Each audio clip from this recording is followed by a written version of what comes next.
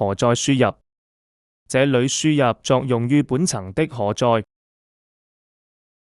點擊何在輸入，展開該菜單下的所有命令程序，將何在輸入分為總訊息、行何在、活何在、何在編輯，以及水土何在和版何查詢幾個部分。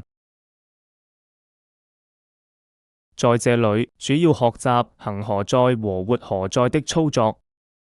在總何在中對流版何在進行綜合的定義，在行活何在中修改個別流版上的何在數值，以及輸入量、儲、長以及節點上的何在。一般的操作是輸入行在和活在。行在分為流版、量、長、儲、版間、次量、長動、節點7個類別，輸入分別在左側。活何在也是分為這7類，輸入分別在右側。點擊樓面行活，在這裏設置本層所有房間上佈置的行在和活在的均布面何在。在彈出的樓面何在設置菜單中，輸入行在5KNM2和活在2KNM2，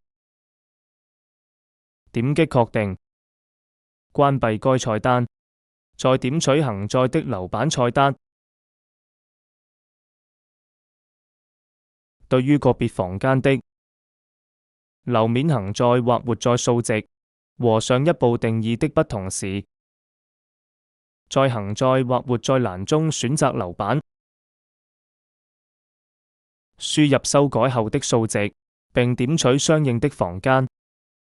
該房間的行在或者活在隨之發生相應的變化。本例題中將中間一處的流版行在改成8KNM2。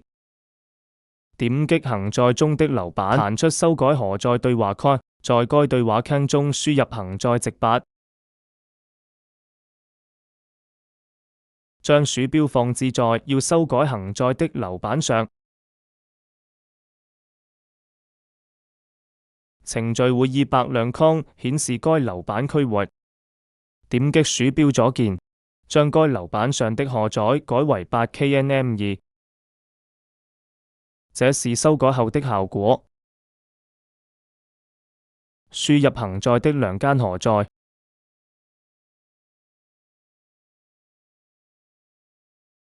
佈置原周邊梁的填充牆造成的均布何在 KM。點取行在的梁長何在按鈕，在對話框中點取添加按鈕，再選擇何在類型。對於填充牆可以選擇均布何在，在輸入何在數值對話框中輸入2，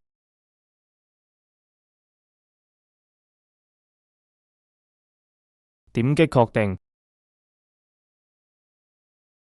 添加何在後，直接用光標選取需要佈置的何在構件。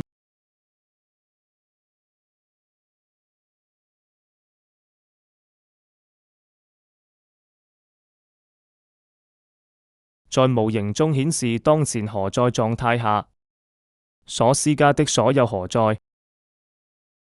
輸入活在，佈置若干梁上的集中何在，點取活在的梁長何在佈置按鈕，在梁何在列表框中點取添加，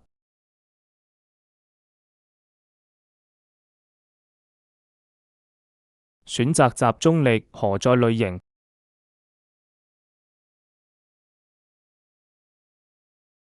集中力大小輸入10KN，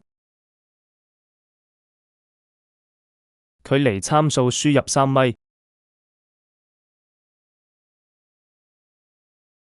添加何在後，點擊確定，然後在若干梁上佈置該活何在。